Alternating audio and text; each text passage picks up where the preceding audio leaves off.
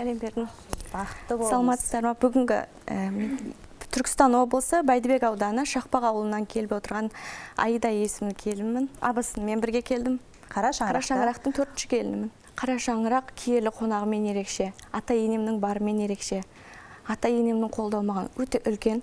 Ата енем көріп отырса көп рахметімді айтам, басым дейіп. Оюларды түймеге қадап, оюлардың орындарын қойып дегендей. Тамаша. Осылай құрақ көрпеше, қызғалдақ кейпіндегі көрпешеміз.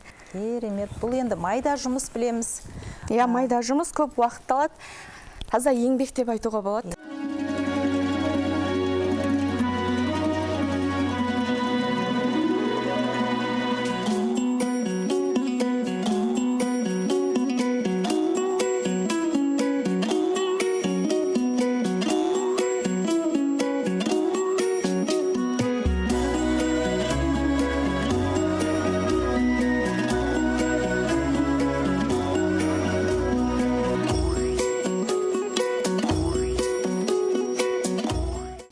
Бірінші саба аламыз.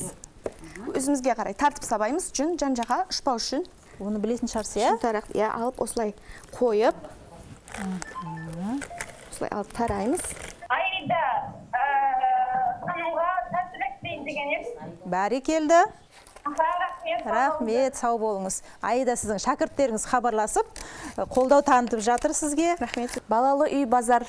4 жыл. 6-дағы бала 6 жастағы бала келсе, 60 жастағы қарт орын береді дейді. Балалы үй базар, баласыз үй мазар дейді. 6. Ананың көңілі балада, баланың көңілі далада. 7. Жалғыз ағаш бүй болмас, жалғыз ағаш үй болмас, жалғыз жігіт бүй болмас. Қазаншының өздергі құлағын қайда шығарса дейді. Келін болып түскеннен кейін, енем 45 жыл болды, келін болып түскен енемнің осыларды маған үйретті. Мен ештеңе істемеймін, тамақтың барлығын басымда тұрып, бірдеңе үйретті. Бауырсақ пісіруді деймін, қалай ашыту керек. Пермен тоқаш, түймеш дейді қазақша. Бұның ішіне не салу керек, оның барлығын үйретті. Мен түйуді де білмейтін перменді. Мантыны білетін едім, бірақ қаттаманын. Бұл қаттаманын өтке жақында үйрендім. Қаттаманың ерекшелігі қатпарланып тұру керек. Қатпарланып тұру, иә. Шықты ма солай? Бұны үйде дүкеннен сүт әкеліп, содан жасадық. Одан кейін құртымызды енді жақында жасалғаннан кейін далаға қатты кептіріп жеппіз күнге. Ана талқанды жаңағы қазіргі сгущенкамен қойытылған сүтпен жасадым. Керемет келін.